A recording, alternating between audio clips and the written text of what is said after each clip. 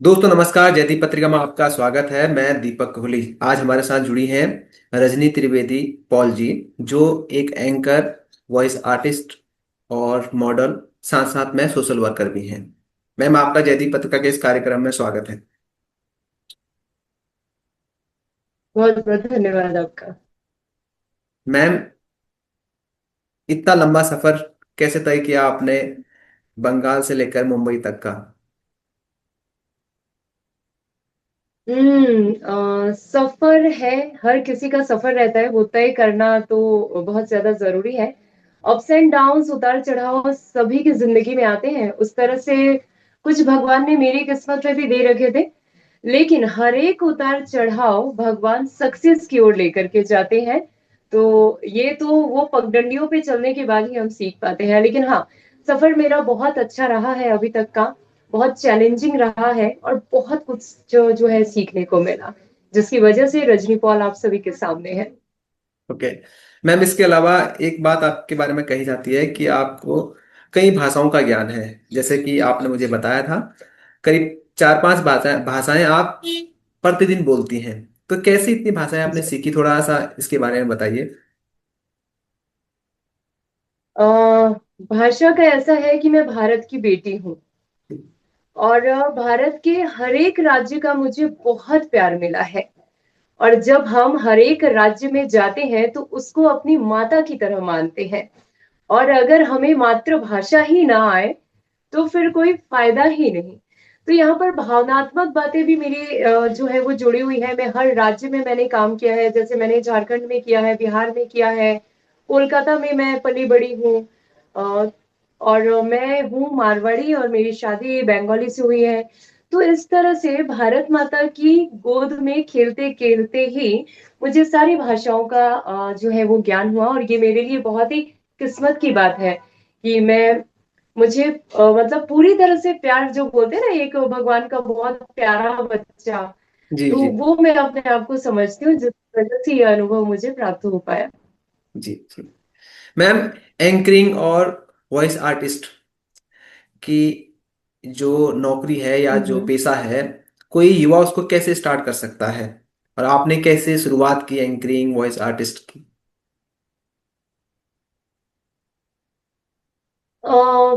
शुरुआत आप कर सकते हैं। अभी तो बहुत सारे कोर्सेस हैं। मेरा जन्म 87 में हुआ था।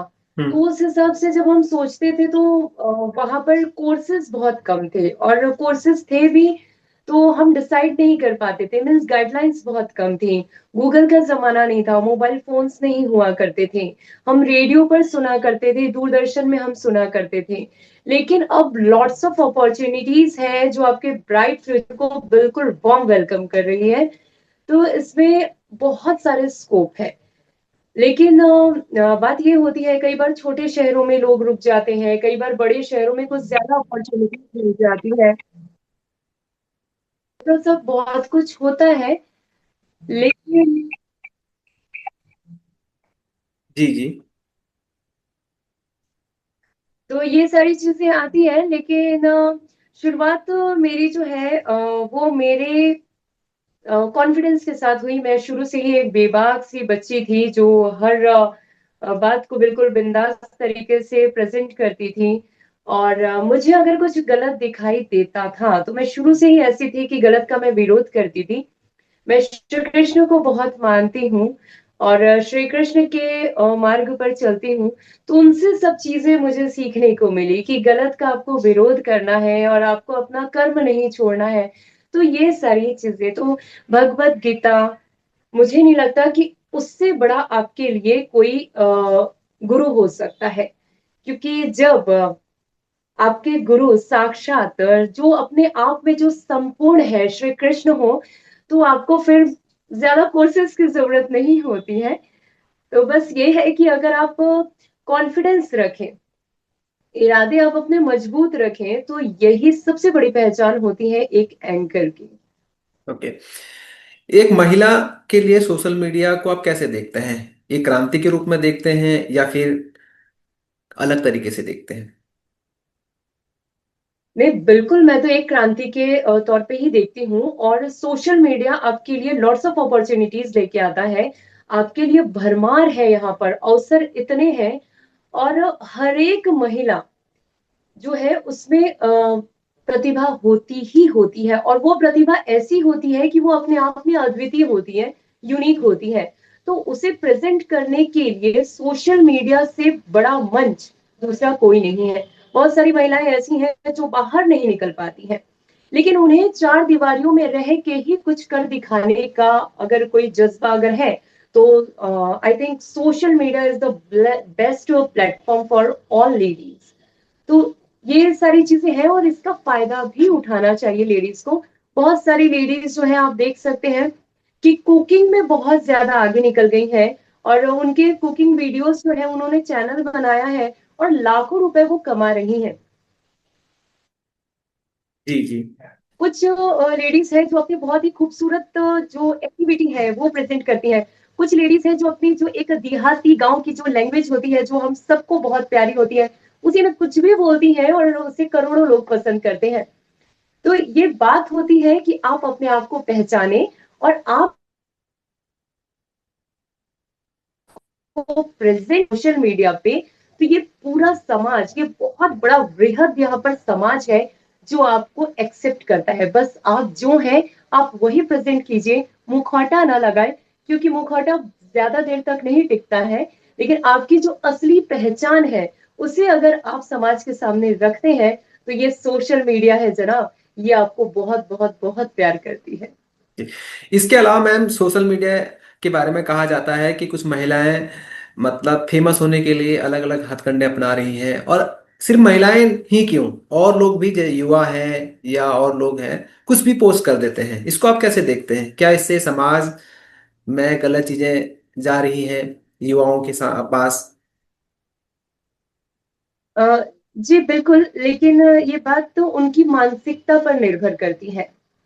हो सकता है कि मेरे लिए नॉनवेज खाना जो है बहुत ज्यादा गलत है, मैं हम्म नॉनवेज नहीं खाती हूँ, और ना ही मैं इसका समर्थन करती हूँ। मैं शुद्ध शाकाहारी हूँ। लेकिन किसी की मेंटालिटी, किसी की मानसिकता मुझसे हम्म परे हो सकती है। तो जब हमारे संविधान ने ही इन्हें स्वतंत्रता दे के रखी है, हम्म। क्योंकि संविधान से बढ़कर तो कोई चीज है नहीं, एकदम। जब हमारे संविधान ने ही पूरी स्वतंत्रता दे करके रखी है, तो फिर ये तो अपने राइट्स का इस्तेमाल करेंगे ही। लेकिन बस बात यह है कि वो जो स्वतंत्रता है उसे लोग किस हिसाब से ले रहे हैं। क्या उस स्वतंत्रता को लोग अपनी ताकत बना करके समाज के सामने रखना चाहते हैं, या फिर उसका मिसयूज करना चाहते हैं? हम पहले निबंध लिखा करते थे जब फिफ्थ में थे, तो वो था कि विज्ञान का आप किस तरह से आप जो है उपयोग करते हैं। तो उसमें एक हम लोग कहावत लिखा करते थे कि जो चाकू है, तो ये आपके लिए हथियार का काम करता है, लेकिन अगर आप इससे सेब काटने के बजाय अगर आप किसी का को नुकसान पहुंचाते हैं, तो ये आपकी मानसिकता है। लेकिन वो चाकू किसके लिए बना है? आपकी रक्षा के लिए, और आपके काम के लिए, आपकी जरूरतों को पूरा करने के लिए। तो ये पूरी तरह से मानसिकता पर निर्भर करता है। और भाई हमारे रूल्स रेगुलेशंस, उनमें जब तक सुधार नहीं आएगा तब तक हम किसी की मानसिकता को बदलने की क्षमता तो नहीं रखते। ओके। इसके अलावा मैम, आज भी महिलाओं के साथ शोषण जैसी घटनाएं होती हैं, हम्म। चाहे वो बड़े बड़े घरों की महिलाएं हो जिनके घरों में अपार संपत्ति है या सब कुछ है, उसके बावजूद भी उनके साथ शोषण होता है या शोषण जैसी घटनाएं सामने आती हैं।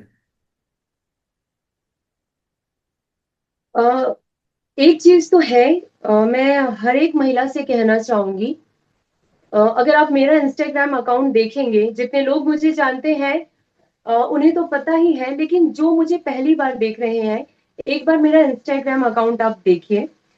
तो उसमें एक औरत ने अपने आप को पूरी तरह से प्रेजेंट किया है कि हाँ मैं स्त्री हूं, लेकिन मैं अबला नहीं हूं, मैं सबला हूं।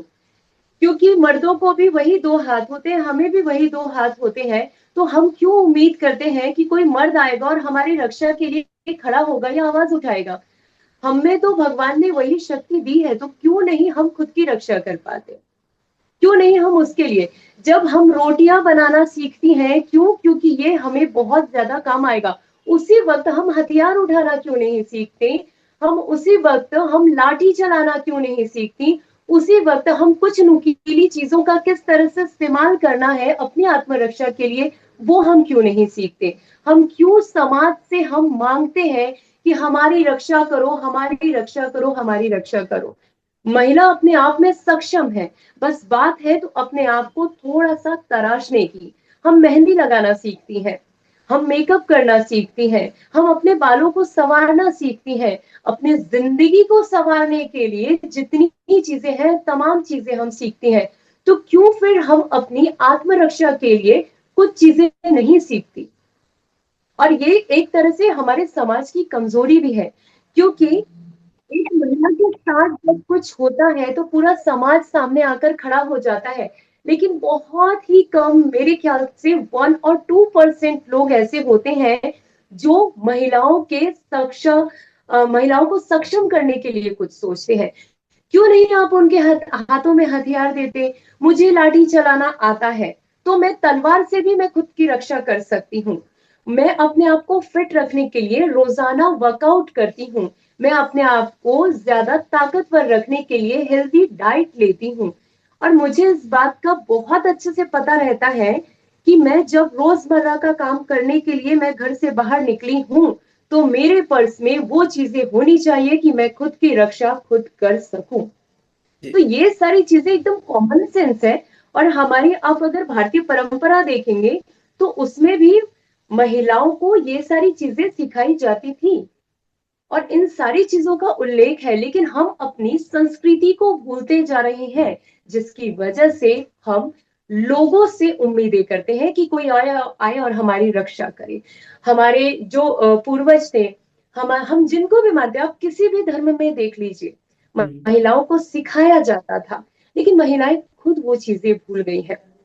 महिलाएं खुद को संवार रही हैं, लेकिन वो संवारने का मतलब नहीं, पूरे के पूरे आपके जीवन को संवारने की जरूरत है।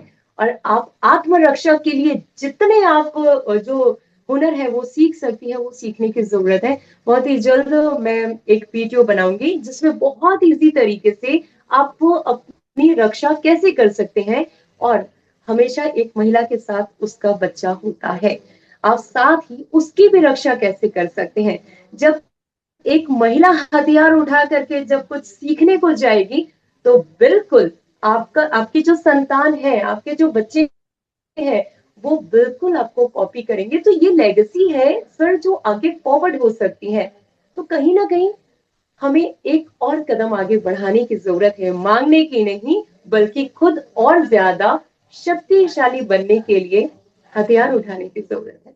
मैम, जैसा कि आपने बताया कि आप सोशल वर्क भी करते हैं, तो कोई ऐसा कार्य जो जी। आपने सोशल वर्क के दौरान किया हो जिसको आपको लगता है कि ये कार्य मुझे सभी लोगों को बताना चाहिए, या ये चीजें सभी लोगों के साथ शेयर करनी चाहिए जिससे समाज में जागरूकता आ सकती है?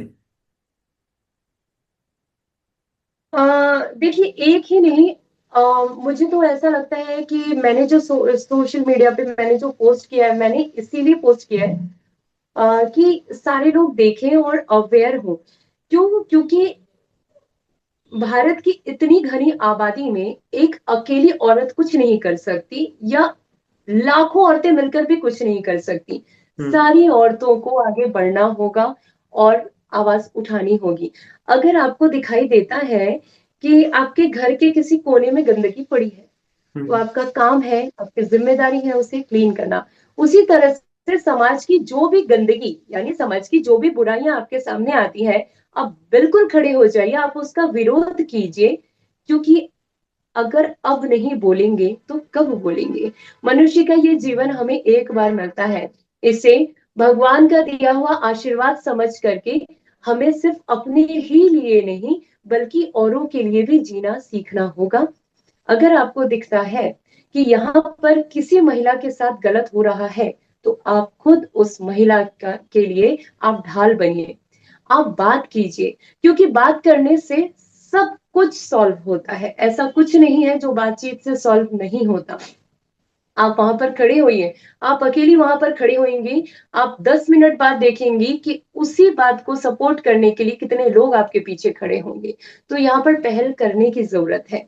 आपके गली में, मोहल्ले में बहुत सारी समस्याएं हैं। हम क्यों उम्मीद करते हैं कि कोई राजनेता ही आकर के करेगा? हमारी भी तो मानसिकता है, हमें भी ईश्वर ने वो क्षमता दी है। हम भी बोलने के लायक है, हम भी सोचने के लायक है, हम चलने के लायक है। हमारे में सारा कुछ ज्ञान है। तो उस ज्ञान का इस्तेमाल हम कब करेंगे? एकदम तो वो एकदम बोलने की जरूरत है। अगर कोई रास्ते में अगर कोई थूक रहा है, हम कितने सारे लोग उसको बिल्कुल इग्नोर करके चले जाते हैं, और ऐसे ही लोगों की वजह से गंदगी धीरे धीरे पसरती जाती है। एक नॉर्मल सी चीज है, आपको रिक्वेस्ट करनी है, दादा आपने ये क्या किया? आपको तो ये करना बिल्कुल भी शोभा नहीं देता है। अगर आप ऐसा नहीं करेंगे तो हमारी सड़क साफ होगी, और ये तो हमारी सड़क है, किसी और की नहीं। हम एकदम खुद ही के घर को खुद गंदा कर रहे हैं। मतलब आप रिक्वेस्ट करना सीखिए, आप बोलना सीखिए। मैं यही नहीं बोलती कि आप गालियां दीजिए या आप दबंगई कीजिए, लेकिन आप बोलिए। उसके साथ साथ बाकी सारे लोग आपको ज्वाइन करेंगे और बोलेंगे, तो ही हम इंडिया में हम सिविक सेंस को हम समझा सकते हैं। अभी तक कोई बोल ही नहीं रहा है इस विषय पर, और बोलते भी हैं तो किस, ओह शिट, यहाँ लाइट ऑफ। कोई नहीं हम कोई नहीं कनेक्ट कंटिन्यू। करने की कोशिश कर रहे हैं। कोई नहीं, ठीक है ठीक है। हाँ जी। कंटिन्यू। हम ये करते हैं कि बस हम लोग, जैसे मैं आई और मैंने ऑन कैमरा बोल दिया कि नहीं नहीं, सिविक सेंस होना चाहिए, इंडिया में सिविक सेंस नहीं है। हम फॉरेन जाते हैं तो वहां से लौटने का मन नहीं करता। लेकिन ये ज्ञान की बातें, ये किताब की बातें वैसी ही रह जाती है। क्या आप प्रैक्टिकली आप ऐसा करते हैं? क्या प्रैक्टिकली आप ने किसी को टोका है? क्या आपने किसी को समझाया है? क्या आपने किसी को बताया है? क्या आपने किसी को सुधारने की कोशिश? आप प्रैक्टिकल, क्योंकि यथार्थ के धरातल पर आके ही कोई भी चीज जो है वो पूरी हो सकती है। एकदम एकदम। मैम मेरा अगला तो सवाल है। बस यथार्थ। जी। हाँ जी। मेरा अगला सवाल है। एक तरफ मेट्रो सिटी की महिलाएं और दूसरी तरफ गांव की महिलाएं हैं। मेट्रो सिटी की जी। महिलाएं या स्त्रियां काफी आगे बढ़ चुकी हैं, जिनकी लाइफ हम्म। चकाचौंध से भरी पड़ी है। चाहे वो पब क्लब की बात कर लें या और भी बात कर रहे हैं, जबकि गांव की महिलाएं अभी भी हम्म। आज भी घूंघट में रह रही हैं। इसको, इस अंतर को कैसे मिटा सकते हैं हम लोग? अ, देखिए, कुछ महिलाओं ने तो घूंघट को अपना आभूषण माना है। कुछ महिलाओं ने घूंघट एक तरह से अपना लिया है। तो जिनको उसमें ही संतुष्टि है, जिनको उसी में शांति है, तसल्ली है, उनके लिए तो नहीं। लेकिन कुछ कुछ महिलाएं जो सच में इस बंधन से मुक्त होना चाहती हैं, तो उन्हें बिल्कुल आवाज उठानी चाहिए, बोलना चाहिए अपने परिवार वालों से, और अपने ससुराल और अपने मायके वालों से बैठ करके बात करनी चाहिए। क्योंकि हम बोलेंगे नहीं तो कुछ भी बदलाव नहीं आएगा। और बोलना यहाँ पर बहुत ज्यादा, आई एम सो सॉरी, मेरे कंटिन्यू कॉल्स आ रहे हैं ओके क्योंकि ओके मेरे कंटिन्यू इवेंट्स हैं। ओके ओके ओके, तो ठीक है ठीक है। मैम इसके अलावा एक सोशल वर्कर और एक एंकर, वॉइस आर्टिस्ट और मॉडल के तौर पर अगर आप कुछ सलाह देना चाहें, जो एंकरिंग के क्षेत्र में अपना करियर बनाना चाहते हैं या जो मॉडलिंग करना चाहते हैं। देखिए, मैं तो ये कहती हूँ कि आपका जो मन है आप कीजिए। आप जो कर सकती हैं, आप में जो काबिलियत है आप वो कीजिए, बशर्ते कि आप किसी का दिल मत दुखाइए। आप सभी को साथ में लेते हुए चलिए, अपने परिवार को साथ में लेते हुए उन्हें समझाते हुए आप चलिए। आपके लिए कुछ भी असंभव नहीं है। अगर आप बिल्कुल लगन से कोई अगर काम करती हैं तो सक्सेस बिल्कुल आपको 100% मिलेगी ही मिलेगी। तो ऐसा कुछ नहीं है जो आप नहीं कर सकती हैं। आप भी स्क्रॉल करती हैं, आप मोबाइल आप देखती हैं, तो बहुत सारी चीजें हैं जो आप कर सकती हैं। उसके लिए बहुत ज्यादा कुछ स्पेशल टाइप के प्रोफेशनल कोर्सेज करने की जरूरत नहीं है। हाँ, मुझे एक्सपीरियंस बहुत ज्यादा है क्योंकि मैंने छोटेपन से ही ये सब काम किया है। लेकिन बहुत ज्यादा तकनीकी ज्ञान की जरूरत नहीं होती है अगर आप एंकरिंग करना चाहती हैं। बहुत ज्यादा तकनीकी ज्ञान की जरूरत नहीं होती है अगर आप कुकिंग में अगर कुछ करना चाहती हैं।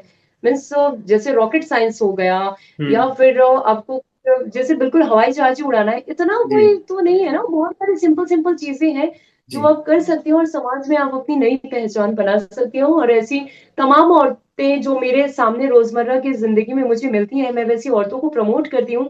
और ये बात ध्यान में रखना बहुत ज्यादा जरूरी है, अगर हम खुद औरत का हाथ थाम करके साथ में नहीं चलेंगे तो कोई मसीहा नहीं आने वाला है।